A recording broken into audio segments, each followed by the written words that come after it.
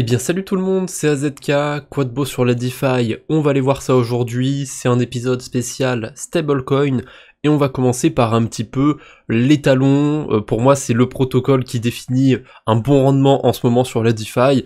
Bon, ça marche pour l'instant, mais peut-être que plus tard j'aurai un autre étalon. En tout cas, Pendle, ça me permet d'avoir une base, de voir ce qui est sympathique sur la DeFi ou quoi que ce soit, et on peut encore choper du 10% relativement facilement sur des stablecoins. Alors en général, ça va être sur des stablecoins, sur des protocoles assez jeunes, donc il faut quand même avoir envie de s'y exposer. L'avantage aussi, c'est qu'il y a éventuellement des airdrops à farmer, mais en général, quand on s'expose au principal token, on va pas du tout farmer les airdrops. Voilà, donc on met un petit peu les points et compagnie de côté pour avoir un rendement fixe. Actuellement, on a pas mal de pools autour de 10%. Il y a encore quelques semaines, on avait 12, 13, 14, 15 même % sur ce genre de pool. Là, ça s'est vraiment tassé autour de 10%. Ça diminue un petit peu et c'est pas beaucoup mieux sur les protocoles similaires à Pendle. Enfin, ça dépend. Il y a 2-3 occasions par-ci par-là qui sont toujours sympathiques. Par exemple, on a le super USDC sur Base.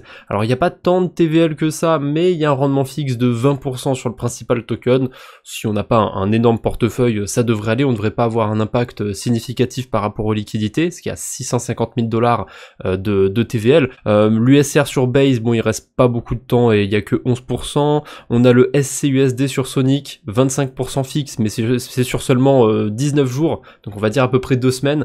Normalement cette vidéo sortira le même jour où elle est enregistrée, toujours un petit peu en avance pour les membres qui soutiennent la chaîne. Voilà, ça coûte pas grand chose et ça me permet de vous donner un petit avantage. C'est un petit peu chiant Napier parce que on a des filtres pour trier mais c'est vraiment pas terrible. J'ai essayé de taper USD pour essayer d'avoir que des trucs autour de stablecoins, et on a pas mal de marchés qui maturent dans moins d'un mois. En général, sur tout ce qui va être Pendle et compagnie, j'aime pas trop aller sur des trucs qui maturent dans moins d'un mois, parce que j'aime bien rester un minimum de temps, et là je commence déjà à être sur des marchés où il y a très peu de liquidité. Donc Napier, à part le super USDC sur Base, je trouve qu'il n'y a pas grand chose d'autre, éventuellement le SCUSD sur Sonic, mais c'est relativement court.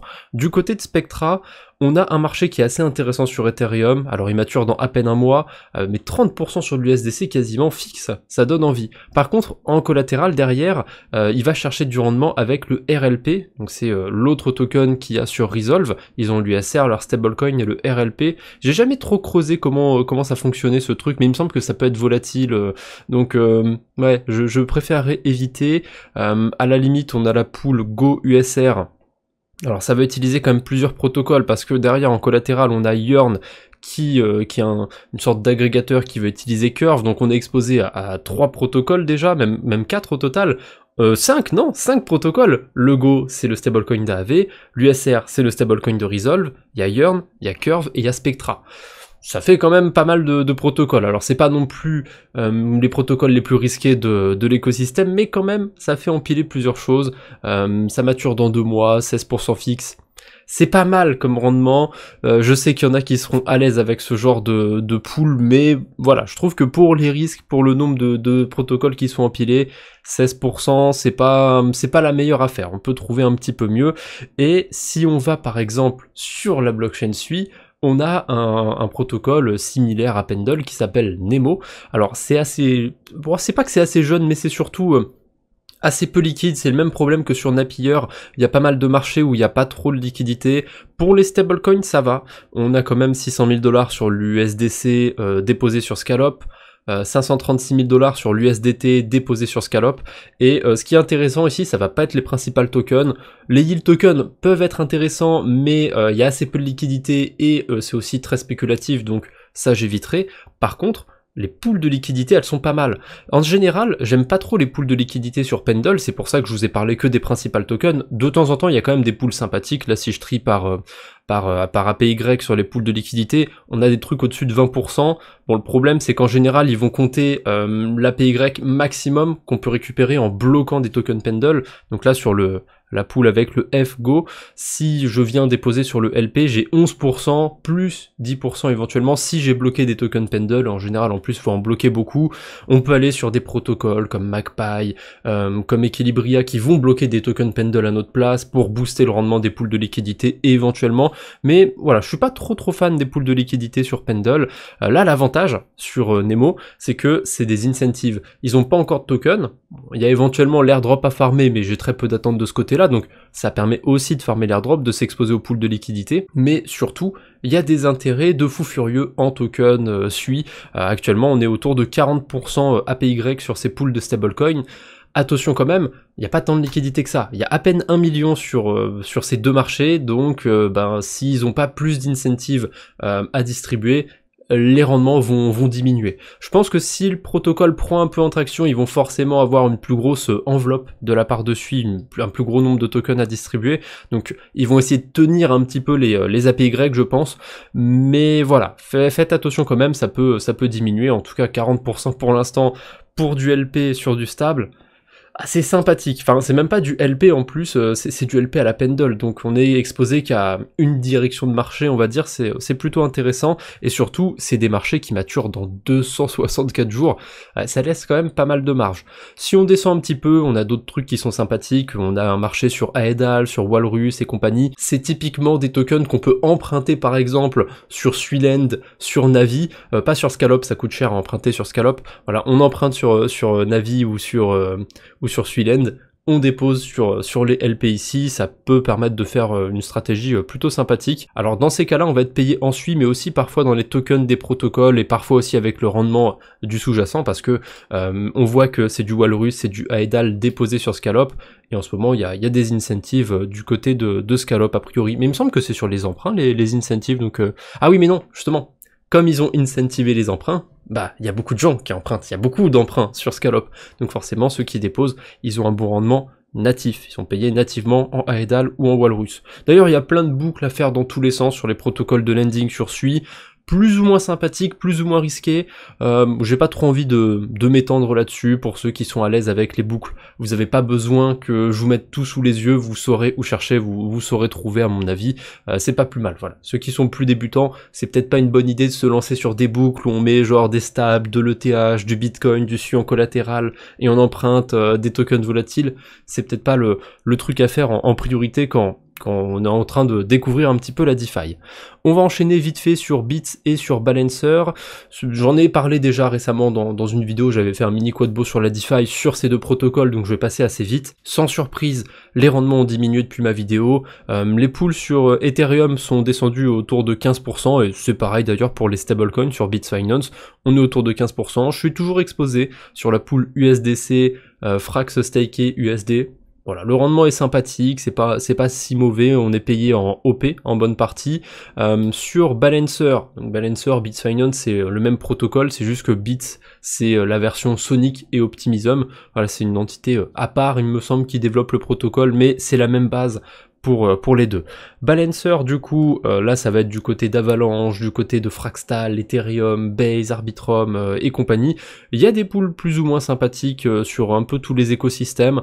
Allez jeter un œil, hein, vous trouverez ce qui peut vous intéresser. Sur Avalanche, il y a l'UTY, là, ce stablecoin, je le connais pas, il y a deux pools qui sont apparus avec ce stablecoin qui sont pas mal. Alors il y a quelques jours, quand j'avais fait justement la vidéo sur Balancer et Bits, les rendements étaient à 50-60% APR, ça s'est tassé autour de 22-26%. Et il y a des chances que ça continue de descendre à 15-20%, parce qu'il y a toujours une sorte d'arbitrage sur la DeFi. Quand il y a des rendements très élevés, ça finit toujours par s'équilibrer un petit peu. Et là, je reviens 2 secondes sur Nemo, voilà, les 40% qu'il y a sur des stablecoins, ça va finir par s'équilibrer. Ou alors, le marché estime que c'est un protocole trop risqué, et il va toujours y avoir un rendement supérieur sur Nemo dans ce cas-là. C'est possible aussi que le marché estime que c'est plus risqué. Pareil, l'UTY, je connais pas le stablecoin, faudrait que j'aille jeter un œil si j'ai le temps. J'ai toujours pas jeté un œil depuis la précédente vidéo, mais si c'est un stablecoin qui a un bon mécanisme de rédemption, typiquement, ça pourrait être une pool qui m'intéresse. En dessous, on a une pool aussi sur Fraxtal. Bon, 12% annualisé, c'est sympa, mais c'est pas non plus incroyable. Sur Base, on a une pool YUSD USDC. D'ailleurs, le YUSD, je vais bientôt en parler sur la chaîne principale. J'ai enregistré une DeFi review sur le sujet. Alors, j'ai 2-3 trucs à sortir avant, donc ça sortira peut-être d'ici une semaine ou voire une semaine et demie. Mais ça arrivera bientôt, et je l'ai mis un petit peu plus loin dans la vidéo, ce protocole. Je vais brièvement vous parler du YUSD, j'ai cliqué sur la pool sans faire exprès. Tout ce qui va être autour de Base, ça va être payé en AXLOP, donc en token Optimism bridgé, et tout ce qui va être sur Avalanche, ça va être généralement payé en token AVAX. Pas que, hein, sur Balancer, ils vont chercher du rendement un petit peu partout comme ils peuvent faire, mais voilà, la grosse source de ces revenus, ça va être des incentives, ça va être des tokens bonus. Bon, ensuite, on a d'autres trucs plus ou moins sympathiques sur Optimism, sur Avalanche, sur Fraxtal, sur Arbitrum. Voilà, jetez un œil sur Balancer, de temps en temps, il y a des pools qui sont sympathiques. Voilà, je l'ai ajouté. Pendant un moment, j'avais retiré Balancer de la liste des protocoles que je surveille régulièrement. Là, je l'ai remis un petit peu dessus. Enfin, j'ai pas vraiment de liste, hein, c'est plus dans ma tête tout ça, mais ouais, Balancer, je sais que maintenant, c'est un protocole, faut que j'aille voir de temps en temps. Je sais pas ce qu'ils ont, mais ils arrivent à avoir des, je sais pas, des accords, des partenariats, j'en sais rien, mais ils arrivent à distribuer des rendements sympathiques en ce moment. Donc j'en profite et je vais jeter un œil quand j'ai le temps. Ensuite, on a Convex sur la blockchain Fraxtal. Convex, c'est un protocole qui vient par-dessus Curve, donc c'est un petit peu le même principe que sur Pendle. Je vous avais dit tout à l'heure, je vous ai dit un petit peu plus tôt qu'il y a des protocoles qui viennent par-dessus Pendle, qui bloquent des tokens Pendle pour booster les rendements. Et ben Convex, ils font ça sur Curve. Et il y a des pools sympathiques sur Fraxtal, je les passe régulièrement dans les vidéos, donc allez jeter un œil. Pour bridger sur Fraxtal, par contre, c'est un petit peu galère. J'avais fait une vidéo pour vous montrer comment faire il y a pas très longtemps. En fait, comme ils ont relancé un nouveau stablecoin, ils ont refait une nouvelle version de leur stablecoin. Sur la plupart des écosystèmes, ben c'est encore l'ancienne version qui est utilisée, donc on peut pas la bridger vers Fraxtal. Enfin, bref, c'est un petit peu chiant ce qu'ils ont fait. Donc il faut savoir trouver les bons écosystèmes, on va dire, pour bridger vers Fraxtal. C'est tout un art. On a éventuellement aussi les pools sur Bifi Finance. Alors c'est les pools qu'on retrouve sur Curve, sur Convex. L'avantage de Bifi, c'est que sur Convex, on va être payé en CRV, en token Frax éventuellement. Bifi, bah ils vont réinvestir les intérêts. Voilà, ça va être réinvesti en stablecoin dans les pools directement. Et bah ça c'est plutôt intéressant si on a envie de rester exposé qu'à des stablecoins. Voilà, je vous laisse jeter un œil si ça vous intéresse du côté de Fraxtal. Maintenant, un petit mot sur Yield Finance, c'est ceux qui font le YUSD. Alors je vais pas trop en parler, comme j'ai une vidéo dédiée sur le sujet qui arrive bientôt sur la chaîne principale AZK Crypto tout court. Mais globalement, c'est un stablecoin qui va générer du yield natif. Actuellement, il est à 9% APY. Ça varie un petit peu, c'est à 8% un jour, à 11% un autre jour. Voilà, ça reste autour de 10%, on va dire, en tout cas ces derniers jours depuis que je surveille le protocole. Et ce qui est intéressant derrière Yield Finance, c'est que c'est pas du bon du trésor ou quoi que ce soit. Derrière, ils vont faire travailler leur stablecoin sur la DeFi un petit peu comme je le fais moi avec le journal DeFi, avec le portefeuille de la chaîne YouTube. Je m'amuse à mettre mes stablecoins sur différents protocoles.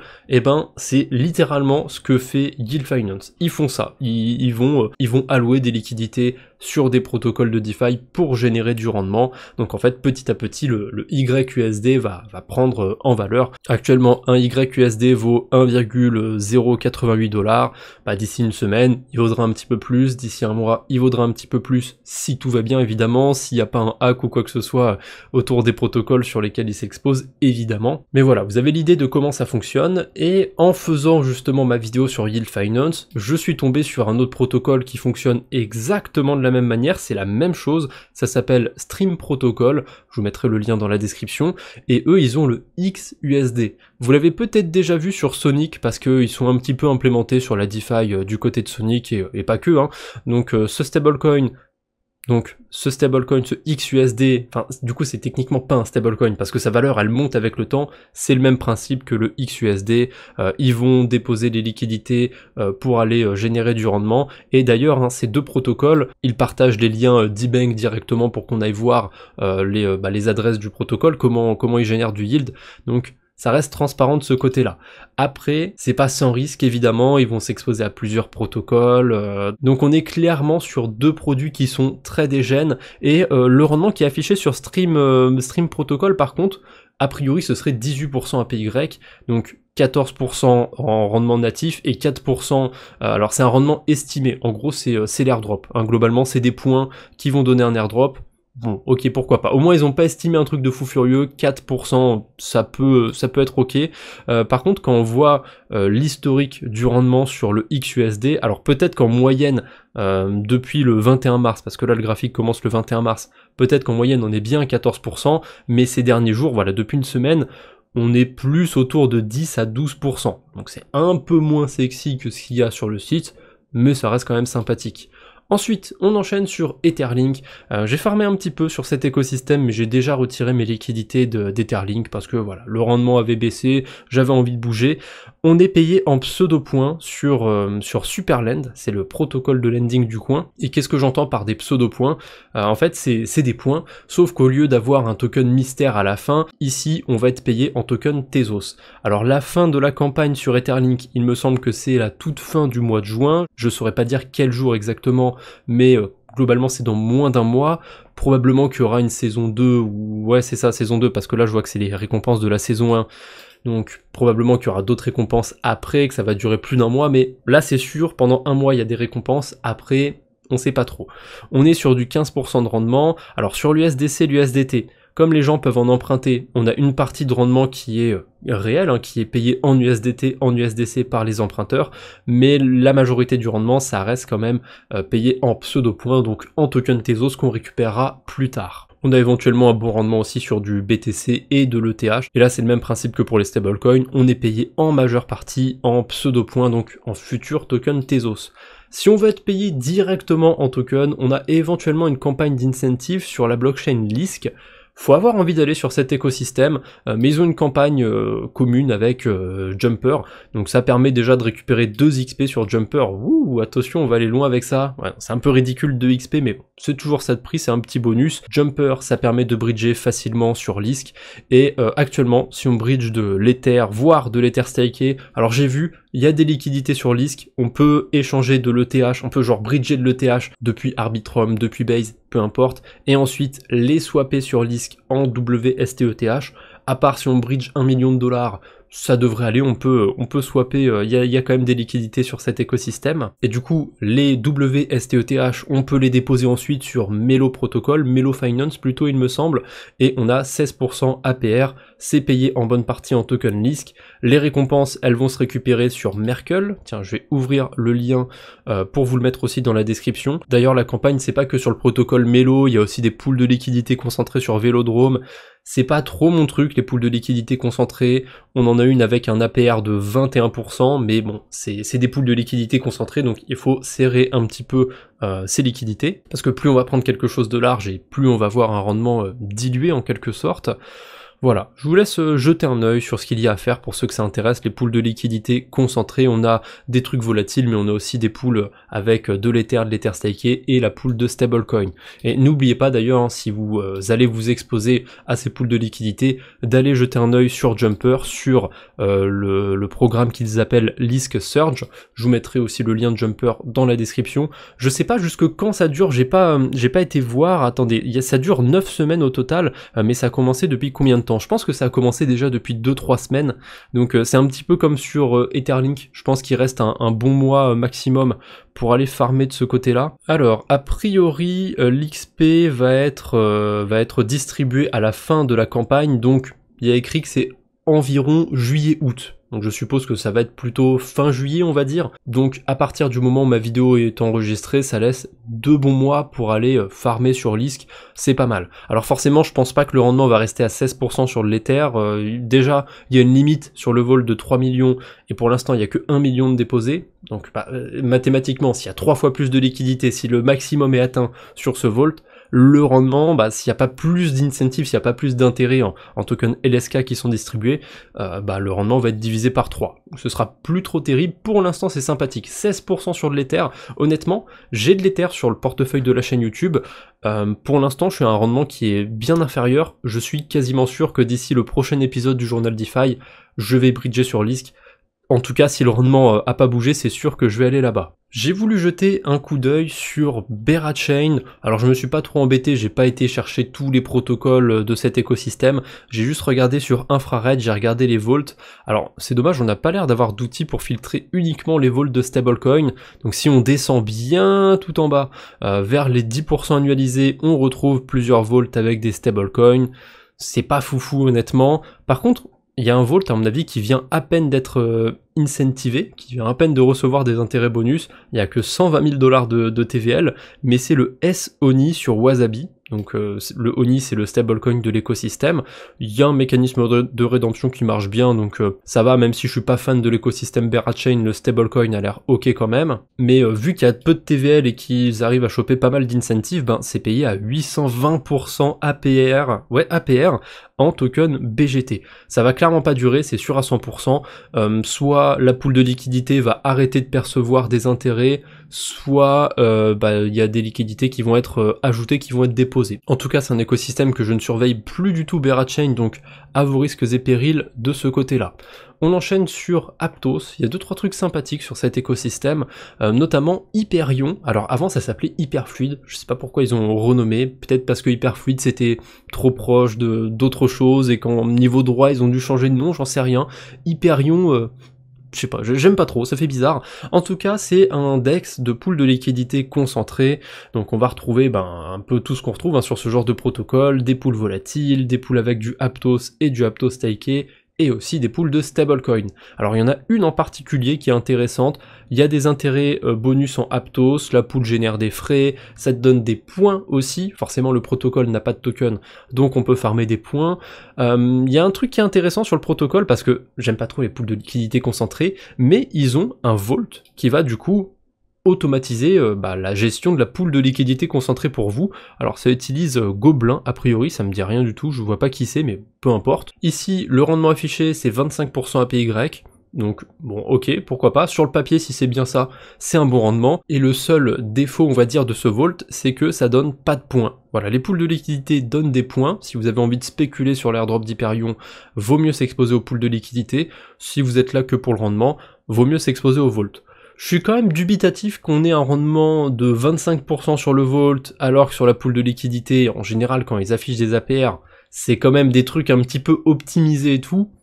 Un peu dubitatif, je sais pas exactement comment c'est calculé. Alors ici on a un APR et sur le vault on a un APY, donc déjà ça fait une petite différence, mais 25% APY, je pense que si on le convertit en APR, on tombe quand même au-dessus de 19%, donc à voir. Est-ce que le rendement il est mal calculé, ou alors il est calculé d'une manière historique, on va dire peut-être que c'est calculé sur une semaine, et qu'il y a 3-4 jours, il y avait un meilleur rendement sur cette pool de liquidité parce qu'il y a eu plus de volume, peu importe. À tester, on va dire, mais pour l'instant, je pense pas allouer particulièrement des liquidités sur Hyperion. Je peux pas me mettre sur tous les dossiers, malheureusement. Du côté d'Aptos, on a aussi le protocole Echelon, c'est mon protocole de lending préféré sur cette blockchain. On a toujours autour de 10% sur du stablecoin. Voilà, c'est pas foufou, mais ça reste ok tiers pour Aptos parce que les rendements ont bien fondu, on n'est plus à l'époque où il y avait du 20-30% sur du lending, c'est révolu tout ça. Sur Movement, toujours sur le même protocole, Echelon, on a aussi autour de 10-15% sur des stablecoins. Le problème de Movement, c'est qu'il faut bridger forcément depuis Ethereum, c'est un petit peu embêtant. Contrairement à Aptos, où on peut utiliser Stargate et bridger depuis Base, depuis Arbitrum, depuis plein d'écosystèmes, c'est super. La Movement, bon, c'est un peu plus limité. Après, on a quand même des rendements sympathiques, donc pour ceux qui ont un plus gros portefeuille, un portefeuille plus conséquent on va dire, ça peut être intéressant de jeter un œil.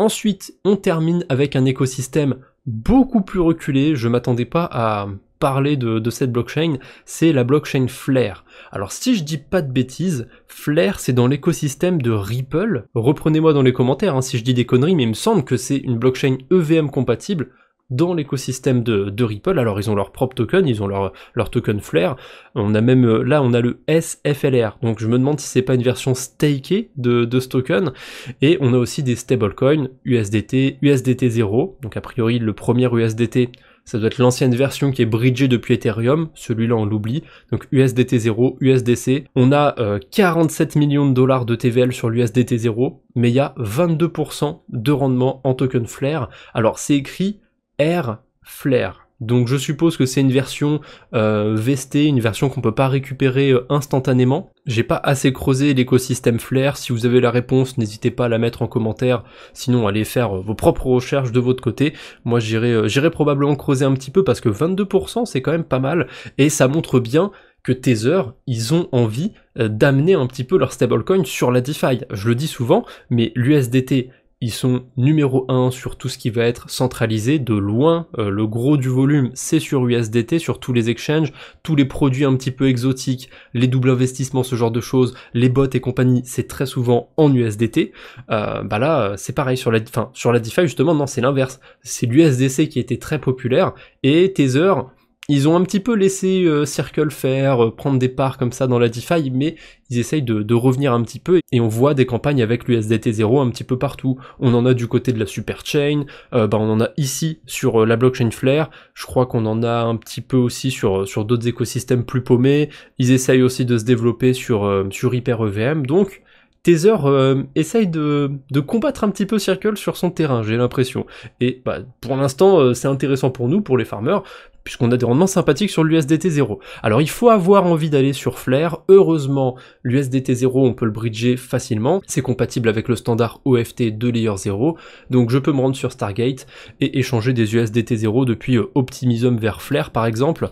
On a quoi d'autre comme écosystème de départ? On peut partir de Unichain, de Berachain, de Ink, de Sei éventuellement. Bon, c'est pas non plus, ça aurait été bien d'avoir un petit Arbitrum, surtout qu'il y a l'USDT 0 là-bas, mais a priori c'est pas possible de bridger depuis Stargate. Faut peut-être aller sur le bridge de Tether directement dans ce cas-là, parce que bah ça m'étonne qu'on puisse pas échanger l'USDT ici.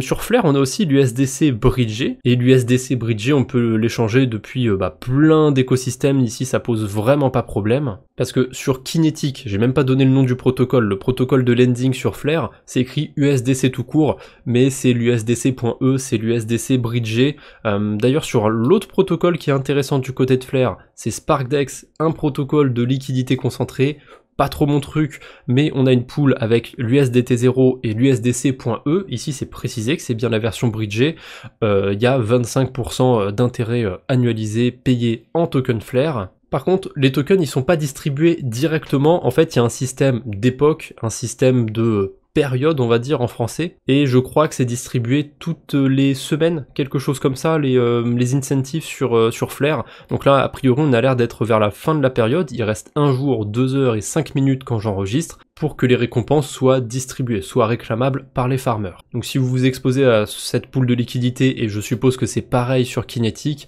attendez-vous à pas pouvoir récupérer vos intérêts n'importe quand, voilà, c'est juste distribué de temps en temps. C'est un petit peu le même principe que sur Etherlink, sauf que Etherlink c'est une fois en gros à la fin, là c'est une fois de temps en temps, on va dire. On a de plus en plus ce genre de distribution. Un dernier truc aussi qui peut vous intéresser pour ceux qui veulent aller sur Flare, forcément là-bas il va falloir du token FLR pour payer les frais, eh bien on a Gazip qui existe pour échanger une quantité de tokens pour payer les frais d'un écosystème à un autre. Tiens, il m'a choisi Phantom de base, on va plutôt choisir Base, et ben je peux envoyer $1 d'Ether de Base pour récupérer des tokens Flare sur l'écosystème Flare, pour payer tranquillement mes frais de transaction. Sinon, vous avez le Gas Account de Rabi, ça supporte la blockchain Flare, il me semble. Donc le Gas Account, c'est ça, vous mettez des stablecoins dessus et vous pouvez payer vos frais de transaction quasiment n'importe où.